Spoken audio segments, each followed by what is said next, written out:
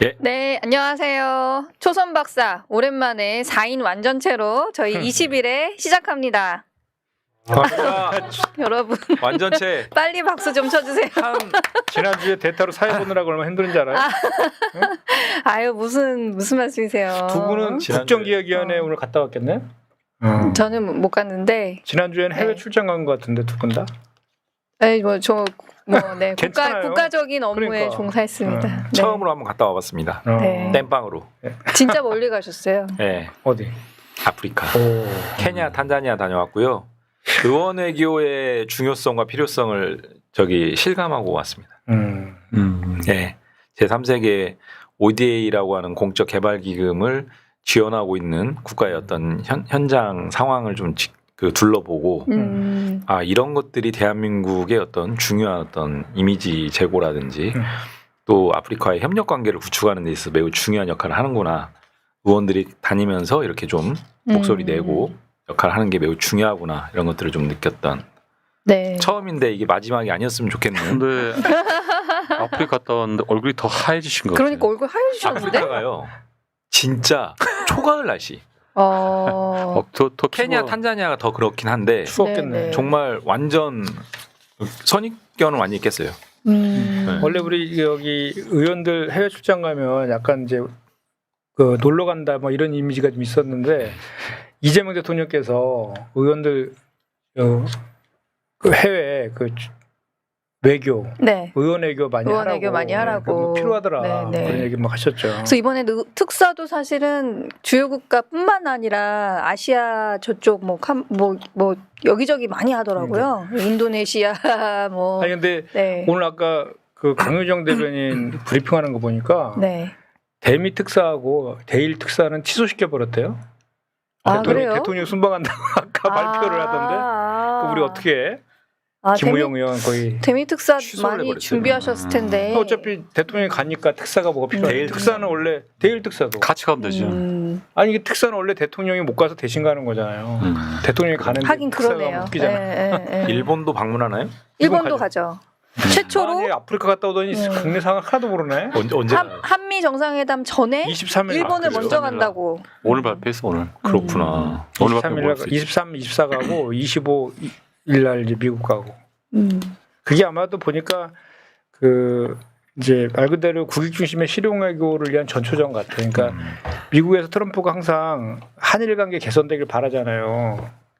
그 둘이 관계가 안 좋으면 그렇죠. 한미일 네. 간의 그 공조가 좀 잘 안 되니까 그래서 그걸 염두에 두고 일본 먼저 찍고 간 것 같아. 그런 경우가 없었다고 하더라고요. 그러니까요. 항상 미국 갔다가 그다음에 일본 가고 이런 그리고 이제 식이었는데. 이시바가 이제 여기가 우리 대한민국의 우호적인 또 총리니까 거기가 요즘에 좀 약간 힘이 붙이잖아요. 그래서 거기다도 힘도 실어주고 8.15 앞두고 8.15 이제 민감한 시기인데. 지난번 그때 일본 한일 뭐 60주년인가 그 행사할 때 총리가 이례적으로 그 일본 도쿄에 있는 무슨 행사에 왔잖아요.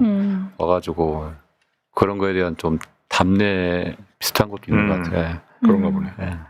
여기 시작하기 전에 이력을 좀 이제 수정을 해야 될 것 같습니다. 예, 새날 측에게 말씀드리고 싶은데요. 민주당 법률위원장 끝나셨다고? 민주당 전 법률위원장의 원내부대표고요. 우리 박지혜 의원께서는 당 대변인으로 등극을 했습니다. 네, 중요한 이력이니까 꼭 좀 챙겨주시면 좋을 것 같습니다. 그 디지털 부총장에서 디지털 사무부총장 그래서 대변인으로 승진한 거죠? 강등됐어요. 강대인가요? 당 대변인은 간판인데. 아니 뭐 보직을 바꿨다. 네. 네. 부러울 뿐입니다. 부러울 뿐이야. 오늘 여기 보니까 오늘 아침 MBC 아침 뉴스에서 이용우 의원님 나오셔서 반가웠다. 와 이렇게 시차 적응이 안 돼가지고. JS님 이렇게 반가워했다. 그리고 김현정 의원님 사랑합니다. 최현일 의원님도 사랑합니다. 그런 말 나와요? 네, 네. 저는 없어요. 네. 박재훈님은 네. 아직 시차 적용이 아직 얼굴이 약간 좀 네, 저는 오늘 오후에 왔습니다. 그러니까 약간 오늘 얼굴이, 왔어요? 저는 덴마크랑 영국의 해상풍력 관련해서 보고 왔어요. 저희 우리나라가 해상풍력을 2030년까지 14.3기가를 해야 되는데 아직도 300메가에 머물고 있거든요. 10년째 말만 되고 있는 게 해상풍력인데 우리 이제 사실 뭐 햇빛연금, 바람연금도 있고 아리백 산업단지도 있고 대규모 재생에너지가 필요한데 그 역할을 할 수 있는 게 이제 해상풍력이거든요. 우리나라 또 삼면이 바다니까. 그래서 뭐 지금 영국하고 덴마크 같은 경우는 덴마크는 사실 해상풍력이 주력 전원이에요. 그러니까. 영국도 마찬가지고 단가도 굉장히 많이 떨어졌어요. 이제 보조금을 안 줘도 될 정도다. 그래서 저희가 빨리 따라잡아야겠다는 생각으로. 30년까지. 네. 그건 우리 이재명 정부의 목표인가요? 뭔가요? 이전부터 있었던 목표예요. 이전부터. 근데 우리가 꼭 달성을 해야 되는 거고 사실 윤석열 정부 하에서는 어려웠겠죠. 네, 뭐 근데 우리가 지난 12.3 비상겸 하에 어려운 상황에서도 해상풍력 발전 촉진법 통과시켰거든요. 그리고 전력망 확충도 중요한데 전력망 확충법도 통과시켰고, 그래서 올해 좀 국정기획원 그 위원회에서 지금 김현정 의원님 어디 가시는 거예요? 방송사고요. 네, 불쑥 나가셨는데 국정기획위원회에서도 핵심적인 과제로 이제 그쵸. 핵상풍력과 관련한 내용도 다뤘는데 실제로 작동하는 현장에 가 보니까 이게 될 수 있구나. 그리고 이걸 통해서 거기도 보면 외딴 어촌마을 이렇게 쇠락해 가던 지역 경제가 다시 활력을 찾는 사례들이 많이 있어가지고 그래요. 우리나라에서도 이런 사례 꼭 만들었으면 좋겠다. 하여튼 저는 하여튼 김원희 의원님이 띄우신 페이스북에서 볼 때마다 계셔가지고 공부를 이렇게 하시더라고요. 네, 그래서 저희 박지혜 의원님이네. 뒷모습 다른 사람들은 안 보이고. 뒷모습으로 올려주셨더라고요. 이렇게 보시더라고요. 네. 어디서 가시? 이제 덴마크 포럼에서? 대사관하고 산자위 간 것 같은데. 그 산자위 의원들 중심으로 갔고요. 상임위. 네, 덴마크 대사관 쪽하고 영국의 단체 비영리 재단에서 초청해 주셔가지고 다녀왔습니다. 그 보니까 김원희 의원 같이 갔죠. 네. 김원희 의원이 페이스북 보니까 지금까지 그 얘기했어요. 아 그래요? 근데 김원희 의원님이 목포잖아요. 목포 주변에가 정말 인허가 된 단지가 많아요. 그리고 목포에서 기대가 굉장히 크거든요. 딱이네. 네, 근데 우리나라가 사실 해상풍력이 다 좋은데 문제는 풍력 발전기 그 날개 바람개비 그 만드는 기술이 조금 뒤처져 있어요. 그러니까 최근 수년간 투자를 안 해가지고 근데 그걸 어떻게 빨리 좀 발전시킬 것인가가 이슈인데 또 해외 기업들이 그러다 보니까 우리나라에 공장을 짓겠다고 나서는 기업들도 있거든요. 근데 덴마크 기업이 이 분야의 1위 기업인데 김원희 의원님이 가서 많이 이제 뭐 페이북 글도 물리력과 뭐 장문의 글을 네. 썼는데 뭐 글 다 어떻게 보겠어요. 쓰고 나서 밑에 사진 보니까 이제 반가운 얼굴들. 네, 쓰고 나서 자주 올리던데 보니까. 네, 제 리포트를 아주 충실히 써주셨더라고요. 최은일 의원 같으면 당대표 오면 안 갔을 텐데 혹시 사람마다 스타일은 틀린데 농담입니다. 네, 저희가 어쨌든 지금 뭐 숨가쁘게 돌아가고 있지만 그 임시국회 마치고 짧게 이렇게 광복절 사이에 또 이렇게 해야 될 일들을 하러 좀 여기저기 다니시는 것 같고요. 또 대변인 하시느라고 또 바쁘시고. 저는 이번에 그 대의협력 현장을 유임이 돼가지고 기사 보고 알았는데 유임이 된 거예요. 그래서 우리가 원내가 목요일 아침에 얘기하잖아요. 그 당이 그렇죠. 원내 월화수목금을 그냥 다 아침에 가야 돼서 행복한 비명? 아니요, 그건 얼굴이 아니고. 되게 행복해 보이시는데. 이게 지금 오늘 방송 갔다 와서 지금 긴장해가지고 그런 거. 해외 탐방을 언제 가셔요? 가고 싶어요. 같이 갈 때 저도 끼워줬어요. 그러니까 나도 아프리카나 덴마크, 영국 근처라도 한번 가보고. 아니면 뭐 초선 박사 4명이 같이 가고 초선 합시다. 박사가 열심히 해서 우리 초선 박사 4명의 프로그램 하나 만들어서 가죠. 네. 해외에서 특집. 네, 못 갈 것 같네요. 네, 일단 저희 그러면은 준비한 주제 시작을 해보도록 하겠습니다. 저희 이제 숨가쁘게 돌아가고 있다고 말씀을 드렸는데 제일 바쁘게 돌아가고 있는 게 이 특위인 것 같습니다. 검찰 개혁, 언론 개혁, 사법 개혁. 저희 신임 당대표 정청래 당대표님께서 추석 전에 개혁을 완수하겠다 이렇게 발언을 하셨고 약속을 하셨고 임명되자마자 지금 폭풍처럼 일들이 진행시키고 있죠.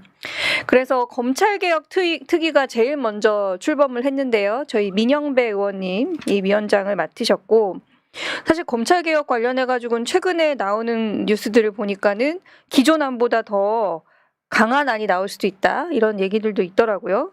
그래서 출범식을 8월 6일 날 했는데 정부와 당이 검찰개혁의 방향과 시기에 대해서 이견이 없기 때문에 우리가 최대한 빨리 추진하겠다 이런 자신감을 보이고 있는 상황인 것 같고요. 저는 이제 두 번째로 출범한 사법개혁특위의 위원으로 지금 참여를 하게 됐는데요. 여기가 백혜련 의원님께서 위원장을 맡고 계시고 사실 저희가 대선 전에 엄청난 일들이 많았잖아요. 대법원에서 갑자기 그 대법원 판결을 그렇게도 할 수 있구나라는 걸 보여주면서 국민의 신뢰가 진짜 한순간에 무너지는 그런 사건이 있었잖아요. 저희 이제 이재명 대통령님 사건과 관련해서 그러면서 그동안 사실 사법 개혁에 대한 논의가 아주 없었던 게 아니거든요. 꾸준히 계속 있었고 법원에서도 대법관 계속 대법원에 계류 중인 사건 숫자가 늘어나니까 대법관의 수를 늘렸으면 좋겠다, 법관의 수를 늘렸으면 좋겠다 이런 의견들도 있었던 것 같은데. 그렇죠. 그거는 네. 법 쪽에서도 요구 사항이었죠. 그렇죠. 네. 계속 수년간 요구해왔던 사항이라서 이런 국민적 공감대가 충분하다고 보고 이런 국민적 공감대를 바탕으로 빠르게 사법개혁 추진하겠다 이렇게 방침을 정한 상황이고요. 저희 특위니까 조금 더 자세하게 말씀드리면 저희가 화요일 날 첫 번째 회의를 했는데 우리 대선 공약이 있었어요. 대법관 증언하겠다. 전원합의체 변론도 공개하는 걸 확대하겠다. 이 법관평가위원회 평가를 법관들이 내부적으로 하는 게 아니라 좀 외부 의견들을 더 체계적으로 반영할 수 있도록 법관평가위원회 도입하겠다. 국민참여재판 확대하겠다. 판결문 공개 범위를 확대하겠다. 이런 것들이 이제 사법개혁 공약이었는데 이 내용들을 바탕으로 해서 저희가 주요 안건을 정했거든요. 그래서 대법관 수 얼마나 늘릴 것인가, 대법관 추천 방식은 어떻게 개선할 것인가, 법관 평가 제도 마찬가지로 어떻게 개선할 것인가, 그리고 하급심 판결문의 공개 범위를 확대하는 거, 그리고 압수수색 영장에 대한 사전신문제도 도입하는 거 이렇게 5가지를 주요 안건으로 선정을 해서 벌써 다음 주부터 전문가 공청회 진행하기로 했고요. 빠르게 진행을 해서 꼭 추석 전까지 사법개혁안을 마련하겠다는 그런 이제 의지를 저희가 표명을 했고요. 대체적으로 이런 내용들에 대해서는 전문가뿐만 아니라 앞서 말씀드린 대로 법조계에서도 그동안 그 수년간 요구가 있었고 이걸 하면서 보다 보니까 예전에 그 국민의힘 전신이죠. 한나라당인지 새누리당인지에서도 사법개혁 특위를 했었대요. 거기서도 대법관 수를 대폭 늘리고 심지어 그때는 3분의 1은 비법조인을 대법관으로 임명하자는 것도 사실 저쪽의 개혁안에도 있었던 내용이라고 하더라고요. 그래서 저희가 폭넓게 검토하고 전문가들 의견 들어서 빠르게 진행을 해보려는 생각이고요. 마지막으로 언론개혁 특위 저희 최민희 의원님 위원장 맡으셨는데 내일 출범한다고 합니다. 그래서 징벌적 손해배상 이거 최근에 좀 이슈가 되고 있는 것 같은데요. 이재명 대통령께서 국무회의에서 가짜뉴스 유튜버에 대한 징벌적 손해배상 제도 도입을 지시하셨죠. 그래서 이거에 대해서 의견 수렴도 진행하고 있고요. 1차 회의 통해서 아마도 안건 정리하고 진행하지 않을까 싶습니다. 저희 이용 의원님 혹시 검찰개혁 특위 참여하시는 건 아닌가요? 네. 그렇죠. 거기 간사입니다. 아이고, 네, 간사님. 네. 네. 저희 출국 하루 전날 연락이 와가지고 저 나가는데요. 그랬더니 갔다 와서 열심히 하세요. 저는 그 언론개혁 특위에 있어요. 언론개혁 그러시군요. 특위에 해가지고 네네. 저는 주로 이제 류일임 전 방심위원장, 네. 이준수 방통위원장 관련해서 일단 뭐 수사 이런 그 논란이 그 있잖아요. 경찰 수사나 이런 고발 그런 거하고 또 하나 TBS 정상 행정안전위원회 행정안전부하고 관련된 건이기 때문에 이거 가지고 이제 하고 있죠. 이게 검찰 특위가 민영배 의원이 위원장이죠. 네. 네. 거기는 명단 멤버들 보니까 의원들은 거의 없고 다 외부 전문가들로 돼 있대요. 아니요, 그 민영배 위원장님이랑 그 다음에 두 분의 부위원장님 주철현 의원님하고 김남준 변호사님 부위원장이고 이제 의원들로 구성된 위원들이 있고요. 그 다음에 정책 전문위원 해가지고 외부 전문가들로 그러니까 근데 해서 지난번 출범식 보니까 의원들 몇 분 안 계시더라고. 지금 박균택 의원님. 의원님들 그때 참석을 못 하셔서 네, 그런 참석을 못 걸까요? 했어요. 아 그런 거예요? 네. 이용 의원님처럼 참석을 못 하신 거죠. 그래가지고 개혁하겠어요? 아프리카 가고 할 수 있습니다. 덴마크 가고. 아이고 충전을 했으니까 이제 빠르게 달리면 최현 됩니다. 의원은 그 언론 특위 있어갖고 해외도 안 나가고 열심히 하고. 못 나가죠. 뭐 아니 솔직히 말하면 요 특이 말고 또 TF가 있어요. 당내 제가 TF에 6개 있더라고. 보니까 내가 개본 언론에 TF 6개에 참여하고 계세요? 언론 TF 이거 하나 했다가 현수막 TF, 산재 TF, 물가 TF, 김건희 특검 TF 하나 더 있는데 그래가지고 우리 의원실 직원들이 상당히 저를 대하는 표정이 별로 그렇게 아니 근데 굉장히 되게 관심이 높은 사람들이네요. 현수막 TF도 사실 저희 당원 여러분 엄청 관심 많잖아요. 저 문자 매일매일 받는 문자도 꾸준히 보면은 이 현수막 어떻게 할 거냐 이런 문자도 괜히 아마 굉장히 제가 많이 받거든요. 빠르면 다음 주 늦어도 다다음 주에 법안을 발의합니다. 그래서 그거 이제 현수막 TF 특위를 오늘인가 어제 최고위 때 의결해서 오늘 띄우려고 했거든요. 근데 약간 이제 너무 TF가 많다는 당내 이유로 있어서 지금 뭐 그렇죠. 네. 다시 검토한다 해서. 아니 그러면 이게 그 세계 특위가 전부 다 특위위원들이신데 추석 전에 다 되는 거 맞죠? 추석 전에. 당연하죠. 추석 전에 추석까지는 죽었다는 생각으로 해야 될 것 같습니다. 당 대표 의원님 계시는데. 그러니까. 일단 검찰 특위는 이제 보니까 당정대 그 1차 실무회의를 진행을 했고 이제 전체 회의도 한번 했고 어제는 실무 그 전문가들 모시고 이제 간담회를 또 한번 했고 그다음에 분과별로 예를 들면 중수청 분과 뭐 공소청 분과 공수처 분과 국수위 분과 뭐 이런 식의 분과들을 또 별도로 만들어서 분과별 회의들을 별도로 이제 그 굴리면서 각 분과별 세부 쟁점까지 세밀하게 지금 하나씩 점검하고 그런 부분들을 취합해 가지고 전체 회의, 특위 전체 회의에서 한번 좀 점검하고 의사결정하고 다음 주에 이제 다시 한번 또 그 당정대 회의를 좀 거치고요. 그다음에 당정대 회의를 하게 되면은 결국은 그 의사결정권자들이 같이 모여 가지고 이제 나중에는 그 법무부 장관이라든지 행안부 장관이라든지 또 이제 그 대통령실의 책임자라든지 이렇게 당에서도 우리 특위위원장님이랑 뭐 이렇게 해가지고 최종적인 안을 성안을 해서 지금 목표는 8월 중에 일단 발의를 한다라는 목표로 좀 그러니까 아주 8월 빠르게 달려가고 26일에 최종 법안을 확정하는 회의를 개최하겠다. 이것까지 못 박으셨더라고요. 사실은 이게 이제 뭐 이번에 막 제로 베이스에서 논의하고 뭐 안을 만드는 건 전혀 아니잖아요. 그래서 일단 국정기획위원회에서도 수사기소 분리라고 하는 대원칙과 일응의 세부적인 내용들을 어느 정도 가닥을 잡아놓은 게 있고 그 다음에 이미 각 의원별로 발의안들이 꽤 있습니다. 맞아요. 그런 부분들도 있고 기존에 그 지금 현재 민영배 위원장님의 특위는 당 TF인데 그 직전까지 원내 TF가 별도로 또 있었어요. 예, 김용민 의원님 등이 이렇게 꾸려갔던 그 TF의 논의 결과물도 있고 뭐 이런 등등의 전사들이 굉장히 많이 있고 축적된 내용과 자료들도 많이 있고 해서 이런 부분들을 좀 집대성하고 좀 세밀하게 뭐 구멍 나는 부분들이 없을지 왜냐하면은 어떻게 보면은 그 수사기관의 중요한 한 번의 이제 큰 재편 과정이기 때문에 이게 이제 국민의 어떤 인권이라든지 그 형사사법기관의 어떤 여러 가지 권력 행사 과정에서의 어떤 권력 누수나 남용 또는 뭐 구멍 이런 부분들이 없게 세밀하게 좀 짜야 되잖아요. 그렇기 때문에 굉장히 좀 그런 부분들을 치밀하게 이제 마무리하는 과정이다. 이렇게 이해하시면 될 것 같고요.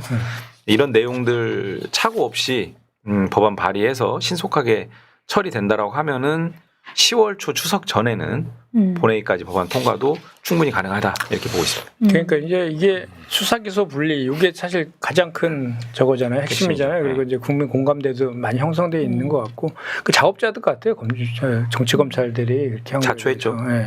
이번에 이재명 정부에서 그 검찰 개혁뿐만 아니라 뭐 군검찰 그 군도 이제 개혁하겠다라고 해서 방첩사 폐지도 뭐 얘기하고 있는 것 같은데 전부 다 공통점은 그 국가의 권력을 국민들에게 돌려주겠다 이런 취지인데 이 검찰 같은 경우는 지금 우리나라에서 권력기관 중에 그 무소불위의 그 기소권과 그 수사권을 동시에 독점하고 있는 유일한 전 세계에서도 이런 사례가 거의 없잖아요. 그런 유일하게 남은 권력기관이 검찰이라는 거 아닙니까? 그 전에 국정원도 안기부 시절부터 해서 많이 이제 개혁해와갖고 개혁을 했고 또 군도 하나 해체하면서 막 상징적으로 막 해왔는데 검찰만 남았다 막 이런 얘기가 있었잖아요. 이번에 검찰 개혁 꼭 완수해서 다시는 이제 우리가 정치 검찰을 그런 거 안 봤으면 좋겠네요. 예전 같으면 이제 검찰, 사법개혁, 언론, 특히 검찰, 언론 이런 거에 대한 개혁에 대해서 과거에 여러 차례 시도를 했지만 좌초가 됐잖아요. 그게 가장 큰 이유가 이제 기득권 수구 이런 집단들의 네. 반발이었는데 지금은 전혀 그게 없어서 오히려 좀 약간 좀 의아하다 할 정도. 근데 한편을 보니까 검찰 이거 특히 결국 1등 공신은 결국은 윤석열 전 대통령 그러니까 내란 수괴가 그만큼 검찰의 그 극단적인 폐해를 보여준 거잖아요. 또 이제 언론 특위도 그렇고 사법개혁은 조대희 대법원장의 그런 이제 법적 그런 그 게이트 있었고 그래서 이번 같은 경우 어떻게 보면 지금쯤 되면 뭔가 장난을 치고 그런 게 있을 수도 있는데 전혀 그런 게 없어서 오히려 그 정청래 대표가 공언하듯이 추석 전후로 뭔가 좋은 소식이 나지 않을까라는 생각입니다. 지금 보니까 국민의힘하고 그 보수 언론에서 그나마 검찰 개혁 관련해서 트집 잡는 게 좀 전에 우리 이용우 의원이 얘기한 그거더라고요. 그러니까 수사의 공백이라든지 뭐 국민의 피해가 있을 수 있다. 또 하나는 이제 뭐 이게 중수청하고 공수처하고 국수본 수사기관이 세 군데나 있는데 그럼 어디다가 고발하냐? 어디다가 관할은 어딘지 그 국민들이 어떻게 하냐면 이런 사소한 거 갖고 시비를 걸더라고요. 근데 그 관련해서는 국가수사위원회죠. 네. 예, 관할 같은 거 조정해주는 그 국가수사위원회도 만들어서 그런 역할들도 다 하니까 그런 것들을 지금 보니까 좀 전에 말씀 들어보니까 큰 얼개는 다 만들어졌는데 좀 전에 얘기했던 그런 디테일한 것들 그런 것들을 조정하는 과정이라고 하니까 검찰 개혁은 내가 봤던 추석 전에 분명히 될 것 같네요.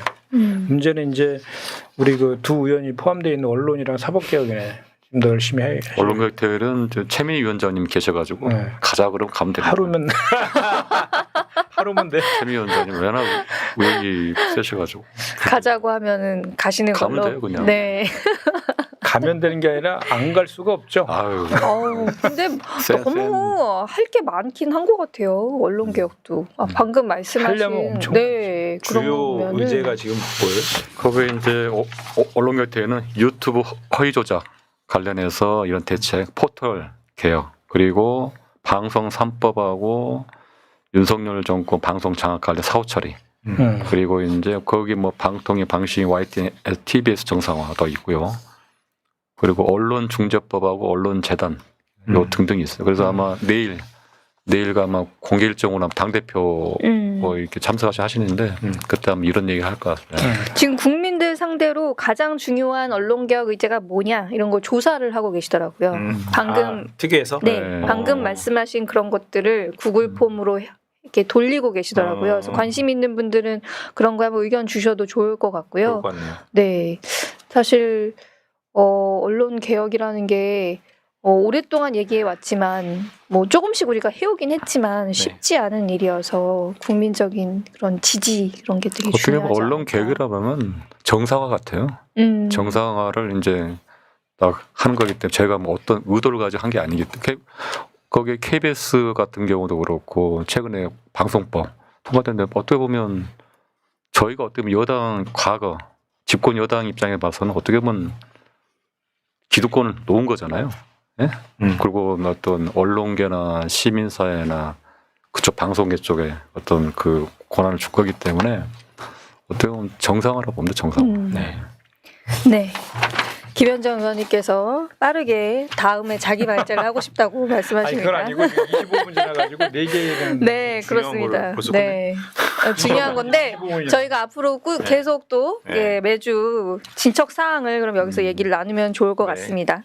네, 그럼 다음으로 저희 뭐죠? 그 썸네일에 오늘 썸네일 굉장히 재밌던데요, 저는. 권성동. 네, 권모 씨 윤리위에 제소된 권모 씨 얘기요. 권성동 아니에요?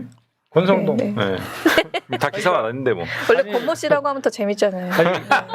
아니 권성동 의원을 제가 발제한 거는 오늘 우리 그 특검에서 그 국민의힘 당사 압수수색 맞아요. 들어갔잖아요. 근데 이제 이번 특검은 상당히 신사적이더라고. 그러니까 이미 제출 형식으로 전산자료로 제출하라고 그렇게 했잖아요. 그거 가지고 또 송원석 비대위원장이 또 발끈하고 정치보복이다, 뭐 헌정사에 이런 적이 없었다 막 그렇게 발끈하더라고요. 당원 명부는 없었나요? 정당의 알파와 오메가와 같은 것인데. 그러니까 아니 헌정사에 처음인가요? 우리 이용 그 부원장 그렇죠. 김용. 저희도 압수수색 당했었죠. 그게 헌정사상 처음으로 네. 있었던 당사 네. 침탈 압수수색이었죠. 그때는 그렇죠. 저도 그 앞에서 막 검사들 맡고 있었는데 당사 앞에서 그때 우리가 이미 제출한다 그랬었어요 그때. 네, 근데도 네. 안 된다 그래갖고 굳이 들어가가지고 그 김용 부원장 출근단하는 그 사무실에 있는 PC 뒤져갖고 아무것도 안 나와가지고 맞아. 뭐 그냥 했던 그 기억나잖아요. 근데 이번에는 오늘 특검은 이미 제출 형태로 전산자료 달라고 한 거잖아요. 근데 그 이제 그 영장에 적시된 내용이 이제 정당법 위반이잖아요. 근데 보니까 이게 권성동이랑 연결이 되어 있는 거야. 그러니까 이제 23년 초에 3월달에 그 당대표 경선이 있었는데 그 이제 거기에 그 통일교에서 그걸 도와준다라고 해서 그 윤영호라고 세계본부장이죠. 그 사람이 어떻게 도와주면 되냐 그래서 당원을 집단적으로 이렇게 그 가입시켰다 이런 의혹이거든요. 그때 이제 연관된 게 또 권성동이거든요. 권성동이 그때 뭐 당대표 출마하네 마네 막 그럴 때였거든요. 거기하고도 연관돼 있어가지고 이제 제가 이거를 했는데 사실 제가 권성동 의원을 발제한 것은 지난주에 8월 8일날 우리가 국회 윤리에다가 제소했거든요, 권성동 의원을. 근데 보니까 이게 정말 큰 사건인데 너무 지금 수많은 많이 안에 보도가 안 깔려 돼 있는 있죠. 것 같아요. 그러니까 무슨 얘기냐면 이게 이 의혹이 사실이면 그 국민의힘의 대선이죠. 그 대선의 그 윤석열 캠프가 불법이었다. 그리고 불법 대선 자금의 문제로 이게 갈 수 있는 거거든요. 이렇게 중차대한 그래서 이 관련해 가지고 그 권성동 의원이 압수수색까지 당했잖아요. 맞아요. 근데 본인은 뭐 아무 일도 아니라고만 이렇게 얘기하고 있고 국민의힘도 그냥 침묵을 일관하고 있어요. 아무 조치도 안 하고. 그런데 저 사진 보면 알겠지만 저 골프 치러 가가지고 저렇게 복면가왕을 해가지고 모자 쓰고 선글라스 쓰고 이렇게 정신 세계 이해할 수가 없는 골프를 것 치러 같아요. 갔는데 그 골프장이 하필이면 통일교 소유라는 거 아닙니까? 또 용평에 있는. 용감해. 그러니까 통일교하고는 완전히 밀접한 관련이 있는 거고 전혀 아니 어떻게 이런 상황에서 압수수색까지 당한 그런 상황에서 골프 치고 다니는 통일교 소유의 골프장을 갈 저 정신세계는 정신승리는 지금 어떻게 지금 저건 정말 그러니까요. 상상이 안 되죠. 그러니까 저 내용을 좀 살펴보면 정말 저 그 큰 사건이라는 게 확인이 되는데 이게 뭐냐면 22년도 3월 달에 이제 윤석열 1월 달. 대통령이 되잖아요. 네. 3월 달에 대통령이 되는데 그 전에 그 2월 3월 중에 그 통일교의 그 이제 한학자 총재라고 이제 한학 총재가 그 거주하고 있는 가평에 있는 천정궁이라는 궁이 있어요. 여기가 진짜 궁같이 생겼어. 천정궁 하늘과 땅이 맞닿아 있다 그래가지고 천국을 의미한대. 그러니까 성지예요 통일교회. 거기를 직접 찾아가가지고 큰 절을 했다는 거 아니에요. 한학자 총재한테. 그리고 금품 담은 권성동이 찾아가서요. 네. 권성동에 가서 그래서 금품이 든 쇼핑백을 2개나 받았다라는 거 하잖아. 2, 3월 달에. 그리고 그 전에 이제 1월 달에도 그 이제 윤영호 세계본부장이라고 있죠. 그 네. 통일교 2인자라고 하더라고요. 네. 그 사람이 그 여의도에 있는 고급 중식당에서 제가 봤을 때 고급 중식당 하면 어딜까? 63빌딩 같은데 57층인가 있는 거기 그 고급 중식당에서 큰 거 하나 서포트 했다는 거 아닙니까? 큰 거 하나 서포트해서 그래서 큰 거가 도대체 뭘 말하는 거냐? 네, 큰 거 하나 서포트해서 1이냐 10이냐 그러니까 뭐 처음에는 1억 했는데 1억이 아니라 썰도 10이라는 설도 있더라고요. 큰 거를 너무 우습게 보지 마라 뭐 이런 얘기도 막 있고 근데 그 문제는 뭐냐면 그걸 주면서 그 청탁을 했다는 거예요. 그 청탁 내용 기가 막힙니다.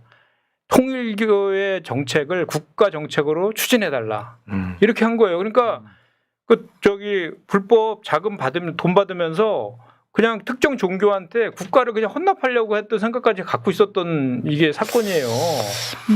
그리고 실제로 1월, 2월에 돈을 받았잖아요. 네. 그럼 그 돈을 그 분명히 그 윤영호 세계본부장은 특검 진술에서 윤석열을 위해서 써달라고 했다라고 했거든요. 진술을 했어요. 그리고 돈 그 준 사진도 있어. 재무 담당 국장이 그 윤영호 부인이더라고. 그 사진을 찍어놓은 사진도 다 특검에 제출을 한 거예요. 그러니까 이제 증거는 상당히 많이 이제 확보되어 있는 그런 상황인데 문제는 뭐냐면 그 받은 거 본인이 이마에 포켓했거나 배달 사고 냈으면 그만인데 아니면 그 돈 그거는 이제 대선 자금 썼다는 대선자금으로 거잖아. 그럼 불법 대선 자금 문제라서 이게 사실이면 국가 보조금 있잖아요. 그거 토해내야 되잖아. 400억. 그 사람이 보낸 문자 중에 윤석열 후보를 위해 써달라 이런 문자도 있대요. 그 문자 있어. 그러니까 그 얘기하고 통일교의 정책을 국가의 정책으로 추진해 달라. 그러니까 이렇게 그러니까 거의 뭐 그냥 헌정유린하고 나라를 그냥 거의 특정 종교한테 갖다 바친. 그리고 우리 종교 분리가 되어 있는데 거기다 더해가지고 또 그것만 있는 게 아니에요. 권성동이가. 그 저 통일교의 수뇌부가 원정 도박을 했어. 600억대. 그 라스베가스. 600억대 원정 도박을 했는데 진짜 상상을 초월하네요. 그걸 수사하는데 그 수사 정보를 알려줬다는 거예요. 통일교에다가. 그것뿐만 아니라 좀 전에 내가 서두 얘기했던 그 당대표 경선 그 과정에 그 집단으로 이렇게 그 신도들이 입당했다라는 그 의혹까지 있는 거예요. 그럼 도대체 이게 몇 가지 의혹인 거야. 이 관련된 그 위반되는 법이 무슨 뭐뭐 법이 있죠? 법률이 지금 일단 말씀하신 게 4가지 정도 되는 것 같아요. 네. 돈 받은 거, 천정군 가서 받은 거, 그러니까. 윤영호 본부장으로부터 받았다는 그런 의혹, 그다음에 정당 가입시킨 부분과 이제 수사 기밀 유출 그러니까요. 이런 부분들이 있어서 말씀하신 것처럼 이제 선거 자금으로 이제 불법적으로 사용됐다라고 하면은 공직선거법, 정치자금법 위반 문제가 돼서 이게 만약에 유죄가 된다라고 하면은 보전받았던 선거 비용 일체를 다 반환을 해야 되는 심각한 당의 입장에서도 굉장히 심각하고 권성동 당사자의 문제를 떠나서서 신천지하고 통일교 문제가 이제 정당 가입 문제로 우리가 당에서 고발을 한 바가 있었어요. 4월달에. 그 중에 하나가 지금 그것 때문에 권성동과 압수수색했다는 거잖아요. 네, 지금. 통일교 이제 이거는 통일교 당원 가입 문제인데 이제 강제 당원 가입도 정당법 위반으로 형사처벌 대상이기 때문에 그런 부분들이 좀 주목되는 거고 수사 기밀 유출과 관련해서는 이 실제로 어떤 수사 기밀을 확보해가지고 뭐 이제 직권남용 형식으로 이런 부분들을 유출할 수 있는 어떤 그런 과정들을 거쳤다라고 하면 그건 당연히 형사처벌 대상인데 제가 이 사안들을 쭉 놓고 봤을 때 그때 당시에 그 의원실 압수수색 들어갔었거든요. 네. 근데 굉장히 당당하게 나는 아무 문제 없는데 왜 이러는 거야 이런 태도였어요. 그러니까. 지금 저 당구장이 아니고 골프장도 막 저러고 다니잖아요. 진짜 황당한 상황인데 제가 봤을 때는 특검 수사 혐의 중에서는 가장 유력한 혐의 중에 하나입니다. 그럼요. 이 정도까지 나온 거 보면 저 지역에 있는 거기 강릉인가요? 거기에 지역 사무실도 다 압수수색했다고요. 그 지역에 있는 시민들이 지금 제명시키라고 뭐 청원 그거 막 하고 있더라고요. 예전에 권성동 같은 건 옛날 강원랜드 사건하고 맨날 있었죠. 그때 있어가지고 있었잖아요. 그때 한번 그게 아마 무죄는 나왔죠. 흐지부지 됐던 것 같고 저는 이제 이번에 이제 이런 사태를 보면서 종교의 자유나 이런 거는 당연히 이제 인정을 해야 되고 보호를 해야죠. 그런데 이게 과거에 보면 우리 이제 검언 이제 정경유착 또 검언유착 그거는 이제 우리가 고질적인 어떤 좀 부패 고리락 해가지고 단호하게 우리가 민주화 과정에 싸우고 우리 당 차원에서도 대응을 했는데 최근에 그 국민의힘 또 그 전신 그 당들을 보면 최근 같은 경우는 정강훈 극우 어떤 종교 세력 그리고 또 통일교가 이렇게 전면에 이렇게 나온 적은 아마 정치사에서 간혹 이렇게 비하인드 이 나왔지 처음이고 또 일본에서 아베 자민당 때 통일교 관련해 가지고 그 좀 지원받았다가 아마 그 정치 스캔들 돼 가지고 아마 자민당이 지금 몰락까지 아니지만 위기에 처한 원인 중에 하나고 20여가 나온 하나 계기가 됐거든요. 그래서 이 통일교를 상징하는 이렇게 어떻게 보면 종교가 이렇게 정치에 이렇게 노골적으로 개입하고 특히 또 어떻게 보면 뭐 아까 뭐 캄보디아 ODA 뭐 그런 굉장히 뭐 수주 근검했어요. 뭐 그라프 목걸이 줘가지고 김건희 또 씨한테 또 이런 거 이건 말이 안 되는 거죠. 예. 그래서 지금 이게 네. 이 사건을 보면은 우리가 쭉 이제 얘기했는데 문제는 국민의힘이에요. 맞아요. 1억 이 지경까지 지금 됐고 국고부조금으로 정당이 다 지금 토해내게 될 이런 의혹까지 있는 사람에 대해서 아무런 조치를 안 해요. 이거 묵인하거나 일부러 묵인하거나 또는 공범 아니에요? 국민의힘도. 전 그런 생각이 드는 거고 그다음에 이제 좀 전에 우리가 막 그 뭐 방클리프 목걸이 뭐 또 요즘 고가 시계도 나오고 뭐 브로치도 나오고 시계. 목걸이도 나오고 하도 많아가지고 무슨 시계를 받았냐 물어보니까 명품관을 처음 들어보는 거야. 명품관을 차리려고 했냐 막 이런 얘기까지 막 하는데 그 이제 어떤 분이 이런 얘기를 하더라고요. 이런 일이 벌어진 게 다 김건희 때문이라는 거야. 김건희가 뭘 뇌물을 주면 다 받는다는 거야. 그냥 뭐 목걸이, 귀걸이 뭐 주는 대로 다 받으니까 너무 쉽게 뚫리니까. 그리고 이제 그 쌍권이라 그랬잖아요. 쌍권. 권성동이랑 권영세가 완전히 저 친윤의 실세였잖아요. 그러니까 김건희랑도 막역했을 거 아니야. 전부 다. 그러니까 김건희 뭐 권성동 등 그 측근들이 그냥 주는 대로 다 받은 거지. 그래서 뭐 명품관이라도 차리려고. 아니 그리고 지금 보통 멘탈입니까? 아니 그 6천만 원짜리 그 목걸이를 이렇게 차고 있으면 그 불법이잖아. 근데 그거를 차고 그러니까요. 해외 순방이고 차고 네. 그걸 뭐라 그래 그걸 좀 범죄 뭐라 그래요 그걸. 아무런 저희가 불법성이 있다는 것에 대한 인식이 없는 상태였던 거죠. 근데 또 재밌는 거는 그 서희건설의 회장이 방클리프 목걸이하고 브로치하고 귀걸이하고 이렇게 그 3종 세트로 선물을 줬다는 거예요. 아 그래요? 네, 그 목걸이는 6천만 원이고 브로치는 3천이고 뭐 귀걸이는 2천이래. 그래갖고 뭐 그게 줬는데 그러면서 사의를 이제 국무총리 비서실장으로 인사청탁했다는 거잖아요. 그래서 실제로 나토 가기 직전에 비서실장이 돼요. 그래서 우리가 그때 어떤 얘기를 했냐면 와 한덕수를 견제하려고 검사 출신을 갖다 꽂았다 막 이랬거든 윤석열이가. 근데 그게 아니었던 거야. 근데 더 재밌는 거는 23년 말에 저걸 돌려줬다는 거예요. 김건희가. 고발당해서 그런 거 아니에요? 서희건설에 돌려줬는데 또 돌려주면 다 돌려주지 귀걸이 빼고 돌려줬다는 거야. 2개만 돌려줬대. 그러니까 알고 봤더니 그 시점이 그 왜 그 있잖아요. 그 최재형 목사가 네. 영상 찍어가지고 네. 그 뭐 샤넬백인가요? 아니 그 뭐지 그게? 명품백. 디올백. 아 디올백이다. 디올백 관련해서 그게 한참 이슈화 되고 그때 이제 그 2023년 12월 경에 우리 민주당이 김건희 특검법 발의해서 총선 앞두고 막 세게 막 몰아칠 때였는데 그것 때문에 이제 그 저거 인멸하려고 돌려줬다는 거예요. 근데 또 귀걸이는 안 돌려줬대. 그 귀걸이도 2천만 원이야, 2천만 원. 그러니까 그래서 아까 우리 최고위 하는데 뭐 최고위원님이 도대체 그거 받아서 뭐 하려고 어디 차라리 돈으로 받으면 어디다 쓰기나 하다 이걸 받아서 뭐 명품관을 차리려고 하냐. 명품관을 차리려고 아니 했나. 그 김건희가 이런 식으로 이제 받는 거는 권력을 누리는 하나의 방편이에요. 내가 이 정도라고 하는 것을 이제 막 그 향유하는 거죠. 그러니까 나한테 이런 걸 받고 내가 받으면서 내가 권력이 있구나라는 것을 막 이렇게 이제 그 느끼는 건데 지금 말씀하신 내용이 김건희의 영장 청구에 저는 가장 결정적인 사유로 작용했다라고 보거든요. 맞아요. 그러니까요. 거의 네. 증거 인멸 수준을 넘어서서 상황을 조작을 한다라고 볼 수 있는 거거든요. 그 당시에 실제로 진품 목걸이를 그러니까 서희건설 회장 자수서에 따르면 진품 목걸이를 받았다는 거 아닙니까? 줬다는 거 아니에요? 돌려주고 가품은 어디에 갖다 놓고 막 이런 적극적인 그 상황은 행동을 완전히 하니까. 진짜 무슨 영화 같은 한 장면을 작출했다라는 거잖아요. 그 진술들이 사실이라고 한다면은 그렇기 때문에 마지막 영장 심사하면서 그 부장판사가 딱 물었다는 거 아닙니까? 받았냐?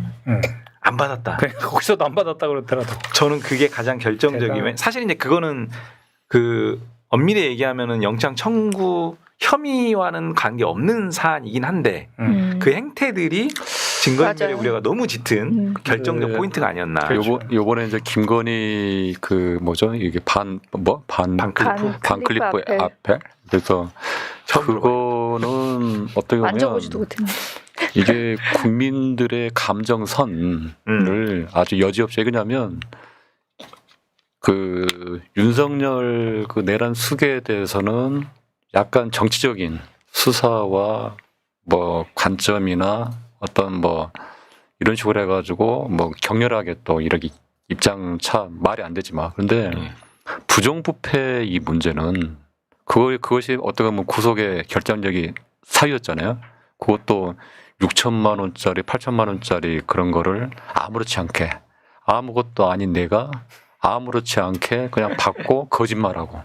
그러니까 이제 그 전에 했던 김건희 의혹에 대해서 그때는 긴가민가 했는데 그럴 수 있겠구나. 김건희 저 정도면 다 받았고 그 양평 고속도로부터 해가지고 여러 가지 의혹들 있잖아요. 다 하고도 남을 사람이구나. 그런 거에 국민들한테 각인을 줬다고 좀 봐요 이번에. 그래서 이게 국민들의 그또 하나가 뭐냐면 국민의힘 그동안 계속 뭐 계엄에 대해서 옹호하고 윤석열에 대해서 아직도 정신을 못 차려 하는 것에 대해서 과연 김건희가 구속되고 그런 고가품 저런 걸 받고 부패 비리한 거에서 옹호를 못 하잖아요. 전혀 못 하잖아요. 오늘 보니까 논평을 보니까. 그래서 저는 국민의힘은 도덕적으로도 파산이 났다. 이제 남은 거는 그 정청래 대표님 말씀처럼 이제 정당 해산 그거 말고 해체 말고는 없다. 저는 봅니다. 정당 해산 같은 경우는 실제로 그 윤석열이 그 유죄 판결 받으면 내란 혐의로 그죠? 그러면은 정당 해산 사유는 무조건 되는 거 아니에요? 네. 통진당 사례를 보면 거긴 예비 운문대도 해산시켰는데 이건 완전 유죄면 완전 정당 해산 사유 무조건 되는 거잖아요. 그러니까 다른 국회의원들의 연루 의혹을 떠나서 윤석열만 갖고도 수석 1호 당원 윤석열의 가장 극악한 반헌법적 범죄가 유죄 확정 판결 나면은 뭐 빼박이죠. 그래서 사실은 제가 법률위원장일 당시에 그 위헌법률 심판제청 위헌법률 심판제청의 위헌정당 해산 심판 청구의 요건 그 충족 여부를 검토한 바가 있었어요. 사실은 여러 가지 종합적으로 봤을 때는 충분히 가능하다. 근데 어쨌든 그거는 법무부 정부가 이제 청구권자이기 때문에 근데 이제 지금 정청래 대표께서 이 부분을 강하게 얘기하는 게 단순한 레토릭이 아니라 충분히 헌법과 법률에 따라서 가능한 상황인데 이 부분에 대해서 국민의힘 행태가 저렇게 이제 계속적으로 이제 삐딱선을 타고 있기 때문에 저희는 오히려 더 적극적으로 좀 검토할 필요가 있다는 생각이 들고요. 어제 김건희 이제 좀 약간 별건이긴 한데 김건희의 영장 청구가 이제 3가지 혐의로 청구가 돼서 발부가 됐어요. 주가 조작 의혹이라든지 건희법사의 청탁 의혹, 그 다음에 이제 무상 여론조사 정치자금법 위반 이런 부분들 가지고 이제 발부가 됐는데 이것은 출발 시작에 불과하다. 이걸 발판으로 이제 신병 확보가 됐기 때문에 16개 특검 수사 혐의에 대한 전방위적인 아주 깊이 있고 신속한 수사가 이제 전개될 거로 생각을 하고 저는 오늘 주제로 삼았던 이 권성동 아까도 말씀드린 것처럼 굉장히 이 정도면 특검 수사로 밝혀진 여타의 어떤 혐의보다 훨씬 더 선명한 혐의거든요. 근데 이 정도 됐으면 저는 영장 청구해야 된다고 봅니다. 권성동 저렇게 정말 말도 안 되는 저 통일교 그 골프장이라면서요? 네. 저렇게까지 가고 돌아다니는 꼴을 국민들한테 계속 보여주는 것은 말이 안 된다. 그리고 이 사람의 지위나 여러 가지를 봤을 때는 인적 증거 인멸 우려가 굉장히 크다. 저는 그렇게 보고 충분히 영장 발부 사유가 된다라고 보여지고 혐의도 상당 부분 이 정도로 알려졌다라고 하면은 충분히 영장 청구 해볼 수 있고 해야 된다 이렇게 생각합니다. 가능하죠. 그리고 뭐 지금 그래서 그 찐윤이 아니라 찐통이라고 요새는 부른다라더라고 통일교. 아 그래요? 찐통. 찐통. 네. 보니까 지금 특검이 3개 출발했잖아요. 처음에는 이제 내란 특검, 최상병 특검에 이제 스포트를 가다가 계속 새로운 팩트나 대형 이슈들이 김건희 특검에서 나오는 것 같아요. 네. 여러 가지 그게 사실 그만큼 이 목걸이도 법에 적시된 그 항목은 아니었는데 수사 과정에서 인지한 건이잖아요. 그러니까 그만큼 김건희가 V0, V1이었다는 게 이제 뭐 특검에서 나타나는 것 같아요. 아 그리고 지금 보니까 방어가 안 되는 것 같아요. 안 돼요. 그러니까 자기의 거짓말로 계속 덮다 보니까 뭐 말도 안 되는 상황들을 계속 만들고 있는 것 같은데 저희가 45분이 되었는데 국민의힘 얘기까지 막 흘러갔거든요. 그래서 최현우 의원님 전당대회 얘기하고 그다음 국정기획위원회 얘기하면 어떨까요? 국정기획 마무리 발언을 하겠습니다. 그 이제 전당대 국힘 전당대회는 정당 해산의 명분을 계속 쌓아주고 있는 국힘의 전당대회. 전환길 전당대회가 아니라 전환길 대회다. 라고 거의 전입가격 전환길 대회. 거의 이제 정당 해산이 될 수밖에 없는 명분을 저희한테 주고 있다. 그리고 그렇게 생각하고요. 뭐 전환길 원맨쇼, 대구 경북 합동연설에서 난동 부리고 물병 투척, 욕설, 야유, 조경태, 안철수에게 배신자, 그리고 김문수, 장동혁은 잘한다. 그리고 윤석열 어게인 이렇게 하고 그리고 전환길 징계 여부 관련해서 국힘이 딱 두 쪽으로 갈라져 가지고 이런 식으로 자기들끼리 지금 왈가왈부하고 있고요. 거의 이제 폭망 직전, 폭망이 아니라 폭망이 된 건데. 김근식 최고위원을 징계 요구했네. 참 대단하네. 부관 참시 수준의 자멸을 하고 있다. 근데 또 하나가 이제 그나마 뭐 해보려고 한 게 이제 윤희숙 혁신안 뭐 해가지고 해보려고 했는데 그 여의도 연구원장 사퇴했잖아요. 그리고 전환길 제명 촉구했지만 아무도 그거에 대해서 의총에서도 동의하지 않고 표류하고 있고. 혁신안이 뭔지도 기억도 안 나요. 네, 뭐 관심 없고. 그건 혼자만의 이제 국힘 지지율은 15%, 16%였는데 아직 두 자리네요. 조만간 한 자리 숫자로 떨어지지 않을까라고 생각을 합니다. 네. 이제 더 이상 여론에 대해서도 뭐 신경을 못 쓰는, 그러니까 안 쓰는 것 같아요. 근데 오늘 보니까 이제 곽규택 대변인이 나와서 이제 뭐 오늘 정당 뭡니까 자기들 그 압수수색 그거에서 하는데 이게 설득력이나 힘이 없더라고. 이게 당으로서의 기능이나 당으로서의 어떤 뭐랄까 그 존재감이 사라진 거 아닌가라는 생각이 들더라고 저는. 그러니까 위원정당 해산 심판 청구에 앞서서 스스로 자멸하고 있는 거고 스스로 침몰하고 있는 그 수로 계속 가고 있는데 문제는 아직도 바닥을 친 건 아니다. 저는 더 가라앉을 수 있다. 이렇게 생각합니다. 근데 이제 정도가 점점 이제 가관인 것이 뭐냐면 뭐 찬탄 반탄 나눠가지고 막 이렇게 그 서로 이제 이전 투구하고 당권 투쟁하는 거는 뭐 하루 이틀이 아니니까 그런데 최근의 발언을 보면 정말 끝이 없는 것 같아요. 그러니까 무슨 말이냐면 이제 뭐라 하냐면 김문수가 민주당을 이원정당 해산시키겠다고 하잖아요. 근데 또 장동혁이가 이재명 대통령을 탄핵하겠다고. 맞아요. 안철수는 아무 말 대잔치. 이재명 대통령 보고 매국노래 매국. 이게 지금 뭐 하는 짓거리인가? 왜 그 멀쩡한 남이 정당하고 대통령 끌고 들어가가지고. 그러니까 뭐 전부 다 그냥 뭐 오로지 그냥 그 당권을 잡겠다는 그 일념 하나로 그냥 정말 본인들이 무슨 얘기 하고 있는지조차도 뭐 지금 막 망각하고 있는 것 같아요. 그 안철수 같은 의원 같은 경우는 그 저 찬탄해 갖고 잘 나가다가 왜 갑자기 새길로 빠져가지고 왜 남이 그 저 당의 그 대통령님한테 그렇게 막 막말을 아니 본인은 정말 그 윤석열 내란 수결 대통령 만들 1등 장보 저거 아니 1등 공신 아니 그거부터 사과부터 좀 해야 되는 거 아니냐고 손가락은 아직도 멀쩡한 것 같은데 안 자르고 진짜 너무하는 것 같아 너무. 근데 이렇게 이런 식으로 가면은 지금 김문수랑 뭐 장동혁이 유력하다고 하는데 그 당선되면은 계속 지금처럼 그런 스탠스로 계속 저 윤석열 옹호하고 뭐 입당시킨다고 하고 전환길이 그런 부정선거 주장하는 사람들 감싸고 돌고 이렇게 나가면은 국민들이 국민의힘 해산시키라고 가면 안 둘 거 아니에요. 그럼 뭐 우리 당에서 무슨 그 저 재소권자의 국회를 넣고 안 넣고를 뭐 떠나서 그 저 윤석열 재판 결과 이제 나오고 국민들의 그런 원성이 빗발치면은 정부에서 안 할 수 없는 거잖아요. 그 요건이 되는데 안 하면 안 되는 거 아니에요? 네. 그러니까 그럼 우리 저 정성호 법무부 장관께서 하실 거 아니에요 신청을. 그러니까 지금 본인들의 내란 정당 해산의 모래시계가 짝짝짝 돌아가고 있는지도 모르고 저러고 지금 있는 거죠. 누가 당선되는 거예요? 지금 김문수가 더 유력하다고 하는 거지. 아 오늘 또 내기하는 건가요?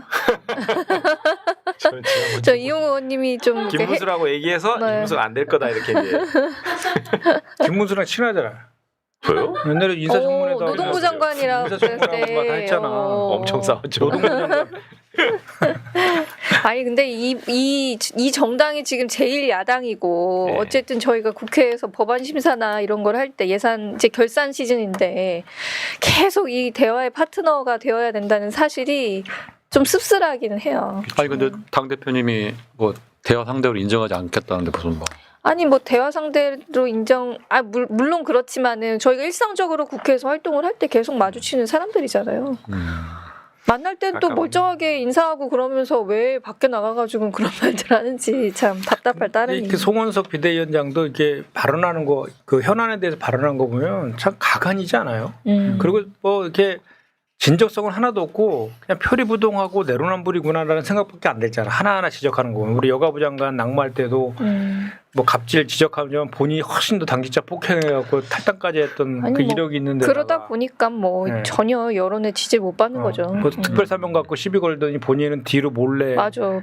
그 횡령 배임으로 완전히 그 파렴치범들 정치인들 뒤로 슬쩍 문자로 갖다가 통제하고 그리고 그 사람들이 그냥 그대로 올라가고 사면 됐잖아요. 그 얘기를 하나도 안 해 또. 그래 하나도 안 하고 이번에 뭐 그 자기네 그 국민의힘 그 저 침탈한 거 그 저기 압수수색 들어온 거 관련해서도 이미재 출연시했는데 계속 압수수색했대. 자기네들이 전당대회에 신경 쓰는 사이에 그 빈틈을 노리고 쳐들어왔다는 거야. 무슨 말도 안 되는 또 소리라고. 기자가 했어. 물어보니까 자기가 현장에 없어가지고 정확히 모르겠는데 특별한 형태의 압수수색인 것 같다 이렇게 아니, 답변했더라고요. 그리고 또 뭐라냐면 우리 이제 내일 그 국민 임명식 하잖아요. 그렇죠. 그 이재명 또 대통령 참석 거부하고. 참석 거부하는데 거기다 그냥 뭐 저 사면 때문에 못 오겠다는 거야. 그러면은 그 사면은 근데 그 박근혜 이명박 그 다 오는다 그러더라고요. 그러니까 이제 입 맞춘 거지 국민의힘이랑. 그분들도 사면된 거 아니야. 그때 왜 내란 사면됐다가 세력들 네. 쪽에 가서 묻히려고 하지. 국정농단 세력으로 그 사면된 거에 대한 국민들 집단이 훨씬 많았잖아요. 그럼요. 근데 그거를 비판하면서 그 행사에 수백억을 썼다고 또 이렇게 얘기하더라고. 그게 수백억입니까? 행사비가? 그러니까. 아 그러면은 그 이제 용산으로 대통령실 이전해서 수천억 날려먹고 그 관저 이전하고 뭐 막 이런 것들을 왜 한 마디도 안 하냐? 그러니까 부장직. 그러니까 얘기하는 것 자체가 설득력이 스스로가 없어. 무슨 얘기 하는 거야 싶고 그냥. 네. 그러니까요. 당으로서의 기능을 못하는 것 같아요. 그래서 저희가 민주당이 어쨌든 이재명 정부가 잘 해야 되는 것 같고요. 마지막으로 저희 이용 의원님 국정기획위원회 결산 한번 해주시죠. 예. 국정기획위원회 오늘 그 대국민 보고대회를 청와대 영빈관에서 진행을 했고요. 6월 16일 날 출범한 국정기획위원회가 오늘 대국민 보고대회 하고 내일 그 창성동 별관 사무실에서 이제 해단식. 그 해단식을 진행을 합니다. 내일부로 60일, 딱 60일 활동을 했고요. 이재명 정부 5년의 정책 설계도를 마련을 했는데 인수위도 없이 뭐 우리가 그렇게 표현을 했었죠. 그냥 그 개문발차 수준이 아니고 뚜껑 없는 채로 열차가 달리는 이재명 정부였는데 그만큼 급한 상황에서 빠르게 국정기획위원회가 5년의 설계도를 좀 마련을 했고 123개 국정과제 그리고 564개의 세부 실천 과제를 마련을 했고요. 이런 부분들을 좀 그 종합적으로 해서 12개 또 중점 전략 과제 형태로 이 내용들을 좀 잘 재구성을 했습니다. 각 분야별로 이런 국정 과제와 세부 실천 과제들을 좀 마련을 해서 이런 부분들이 향후에 이재명 정부 5년 동안에 각 부처에서는 하나의 이제 그 부처 업무의 이제 집행 기준이 되는 것이고 대통령실과 국무총리실에서는 국정과제를 관리하면서 각 부처의 어떤 이행 계획들에 대한 평가의 지침으로 또 기능을 하는 부분이기 때문에 매우 중요한 어떤 그 나침판이 될 거다라는 말씀을 좀 드리고요. 아마도 60일 동안 활동하면서 이제 정리한 내용이기 때문에 향후에 또 집행하는 과정에서 여러 가지 국민적 의견이라든지 여론들을 더 수렴하다 보면은 조금씩 더 가다듬어질 수는 있을 것 같고요. 막 그런 큰 틀에서는 이런 방향으로 가지 않을까 이런 생각이 들고요. 단순한 과제를 정리하는 게 이제 다가 아니라 이 부분들이 향후 5년 동안 얼마만큼 철저하게 이행되고 사실은 이 내용들이 대부분은 이제 공약을 구체화시키는 맞아요. 작업이었기 때문에 이재명 대통령의 어떤 스타일상 대국민 약속인 공약을 철저하게 이행하는 공약 이행률이 굉장히 높잖아요. 거의 100%에 가까운 90% 후반대를 막 자랑하고 있는데 이 공약을 구체화시킨 국정 과제에 대한 이행도 상당 부분 상당히 이제 그 그 신경을 쓰고 챙겨 나가지 않을까. 국정 관리하는 단위들도 만들어지고 또 그 대통령실의 별도의 국정기획위원회 버전업된 시즌 2의 위원회가 또 이제 신설된다라고 하니까 향후에도 지속적으로 이 부분들 잘 챙겨 나가지 않을까 싶습니다. 이번에 우리 박재현이랑 우리 이용 의원도 그 국정기획에 참여했죠. 네, 정말 열심히 하시는 것 같더라고요. 저는 깍두기로. 아니 대단히 진짜 열심히 하는 것 같아요. 그리고 막 제가 알기로는 300번이 넘었던 것 같은데 현장 방문, 고생하셨죠. 현장 간담회도 하고 막 그 13,000건 이상으로 국민 제안 받았다고. 맞아요. 네, 국민 그런 거 제안도 모아서 이제 받고. 이렇게 이제 만든 건데 이게 보니까 그 123개 과제 중에 네. 117개는 입법이 필요하다고 하더라고요. 네. 아까 보니까 그러니까 이제 우리가 이제 입법으로 뒷받침해줘야지. 입법을 법률로 이제 그러니까 법률로 해야 될 부분이 있고 또 시행령이나 시행령, 시행규칙으로 시행규칙. 해야 될 부분들이 있는데 이런 부분들을 주목해야 될 지점은 올해 그리고 내년까지 약 80% 소화하는 계획을 추진 일정을 이렇게 워낙에 우리 대통령께서 속도를 중요시하기 때문에 꼼꼼하게 근데 이번에 체크하실 것 궁금한 같아요. 게 이번에 원래 정보조직 개편도 좀 발표한다 맞아요. 했었는데 그거 네. 왜 안 한 거예요? 정부조직 개편이 이제 민감하기 때문에 내용은 사실 다 성안돼 있고 대통령한테 이제 보고도 다 이미 돼 있는 상태인데 민감한 사안이기 때문에 공개적으로 이제 이렇게 밝히기보다는 아마 이제 법률로 정부조직법 개정안을 통해서 추진하거나 또는 법률 개정 사항이 아닌 것들 아닌 대로 이제 행정적으로 추진하거나 하면서 이제 확인이 되지 않을까 이렇게 생각하고 근데 있습니다. 뭐 그 어차피 다 민감하게 뭐 민감해요. 다 알고 있는데. 다 알고 있나요? 아니 그러니까 오늘 그 발표한다 그랬었잖아 처음에. 근데 갑자기 안 하니까 네. 또 막 의혹 제기를 하잖아요. 맞아요. 그대로 안 되는 거 아니냐 이런. 그런 건 아닙니다. 그런 걱정하지 거 않으셔도 아니에요? 됩니다. 그대로 되는 거예요? 요번에 하여튼 그 제가 대표 발의한 게 있어가지고 뭐죠? 금융위원회. 금융감독기구 개편하는. 네. 최근에 어디 뭐 방송 나가서 극찬을 받으셨던데 어디요? 유튜브에 나가가지고 누가 극찬을 받아요? 김현정 저희 의원님. 김현정 그래요? 의원님이 뭘 아니 뭐 얘기 매불쇼? 들었어. 매불쇼. 야 깜짝 놀래요. 타 뭐 방송 이렇게 차기 언급해주세요. 땡땡땡이다는 식으로까지. 차기 야, 땡땡땡? 야, 대선 후보라고 그래. 차기 뭐요? 차기 대선 후보다. 체육이 그렇게 체육고 다른 얘기 그래요? 다른 얘기. 밥 사주신 거 아니에요?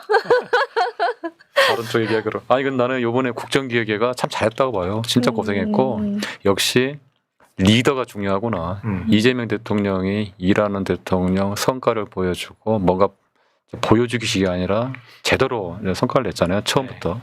그런 상황에서 국정기획회가 같이 개문발차했는데 제가 옆에서 딱 지켜보면서도 지금 말씀하신 이제 권력기관 개혁은 다 지금 TF나 특위 형식으로 다 진행되고 있고 여기서 이제 얘기가 안 나온 게 아직은 이제 개헌에 대해서는 아직 국회에서는 논의가 없잖아요. 아직은. 그쵸. 그래서 이제 근데, 조만간 개헌을 띄워야 되는데 이것도 대통령께서 이제 의지를 정확하게 보여주시면 오늘 1호 국정과제 일호 과제가 보여주셨기 개헌이니까. 때문에 이제 아마 우원식 의장이 그걸 받아서 이제 구체화하면 내년 지방선거 정도 국민투표 하겠다는 거잖아요 지금. 그래서 이게 그게 하나하나 약속하신 거를 이제 말 그대로 지킨다는 거죠. 그 전에는 그냥 이렇게 보여주기 하다 그냥 이렇게 넘어가고 그랬는데 그러면 참 고생 많으셨다 두 분.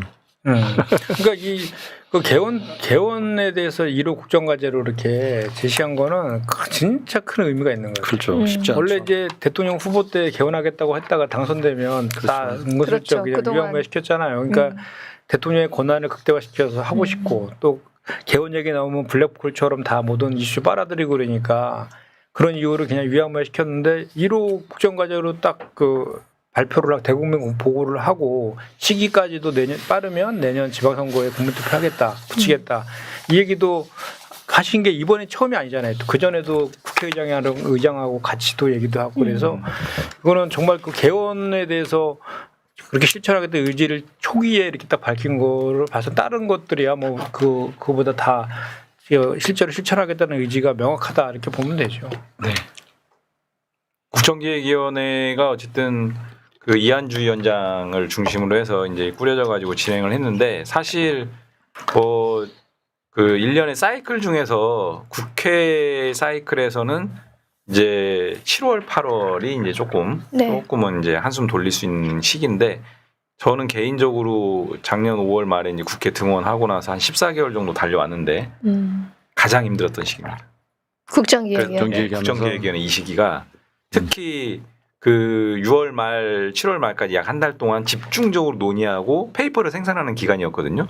그 기간 동안에 14개월 중 가장 힘들어서 정말 약간 정점을 찍은, 그래서 그거 끝나고 나서는 약간 고갈된 느낌이 들 정도로, 그래서 그걸 하면서 뭔 느낌을 들었냐면 우리 보좌진들이 생각나더라고. 그러니까 이재명 저는 이한주 위원장님의 스타일도 있겠지만 어쨌든 이재명 대통령의 그런 어떤 큰 틀 속에서 이제 국정기획위원회도 움직일 거 아닙니까? 흘러갔을 거 아니에요? 아, 정말 끊임없이 이제 몰아치는 어떤 이 속도전. 와, 정말 그 약간 숨이 턱턱 막힐 정도로 진짜 달려갔거든요. 근데 그거 하면서 아, 우리 보좌진들도 좀 어땠을까? 14개월 동안 이런 느낌이 들 정도로 굉장히 좀 그랬었는데 또 갑자기 개인을 돌아보고 성숙하는 진짜 그런 그랬어요. 시간을 가지셨군요. 네. 그래서 어쨌든 그런 방식으로 저 같은 경우는 이제 고용노동 그 사회일분과에서 고용노동 팀장으로 이재명 정부의 향후 5년의 노동정책 방향과 기조와 방향, 뭐 구체적인 내용들을 설계한다, 이런 생각으로 진짜 뭔가 굉장히 좀 무거운 압박감 속에서 일을 했어요. 이거를 하나라도 좀 더 잘 담아야 된다, 또는 이게 잘못 담겨졌을 때 이게 제대로 이제 안 굴러갔을 때 그런 부분들에 대한 어떤 그런 책임 문제라든지 이런 것 때문에 굉장히 좀 신경이 많이 쓰였고, 그래서 정신적으로나 육체적으로 굉장히 좀 힘들었는데 어쨌든 결과물을 내놓고 보니까 또 굉장히 큰 보람, 이런 것도 좀 느낀 시간이었습니다. 오늘 이용우 의원님이 되게 얼굴이 편안해 보여요. 다 이제 또 국정기획 잘 마무리해가지고 우리 박지현도 그렇고. 아니 우리 저기 이재명 대통령께서 휴가 갔다 와서 첫 국무회의 여는데 네. 첫 마디가 나 보니까 안 반갑죠? 땅 터졌잖아 국무회의들이. 잘 아시는 거야 스스로. 아니 근데 저희는 기후에너지 쪽은 이제 공약을 발표했는데 재정 투자 규모까지 사실은 이번에 되게 꼼꼼하게 챙겨가지고 그렇죠. 발표를 했잖아요.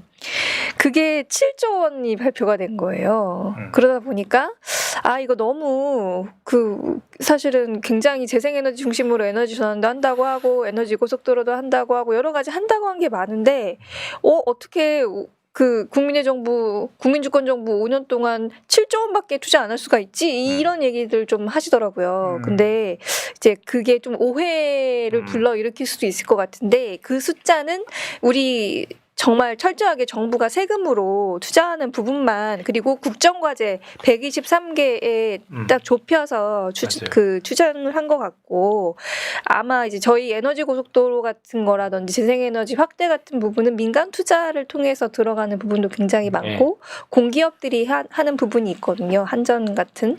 근데 그런 부분은 들어가 있지 않다. 그래서 그거는 좀 잘 정확히 봐주셨으면 하는 그런 마음이 들었습니다. 맞습니다.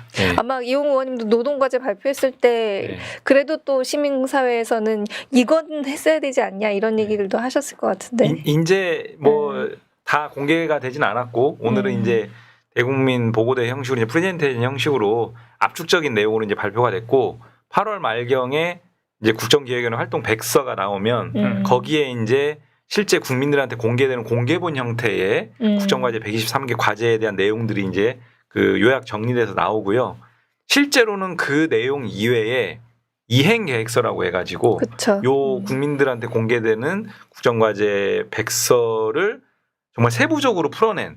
그래서 구체적으로 어떤 내용을 추진 일정은 어떻게 하고 입법 계획은 어떻게 되고 예산 그 재정 소요는 어떻게 되고 이런 부분들까지 다 담아낸 세부 이행 계획서가 또 별도로 있습니다. 이거는 이제 아까 말씀드린 비공개용이고 대통령실과 각 부처에서 서로 이게 이제 부처 입장에서는 하나의 집행 기준, 대통령실에서는 이제 평가 기준이 되는 이행 계획서가 별도로 있는데 이 부분의 내용들을 사실 작업하는 게 핵심 중에 하나였어요. 그래서 보니까 오늘 이제 국정기획이 마무리하면서 장관 또 후보 교육부하고 여가부 하면서 또 차관도 했잖아요. 그래서 금융위원장 오늘부로 해가지고 14일, 15일 하기 전에 국민 취임식 하기 전에 다 마무리 그 틀은 다 마무리하신 것 같아요. 거의가. 그렇게 하려고 발표를 한 것 같습니다. 그리고 국정기획위원회도 앞으로 또 새로운 이름으로 계속 되는 거 아닙니까? 국가미래전략위원회?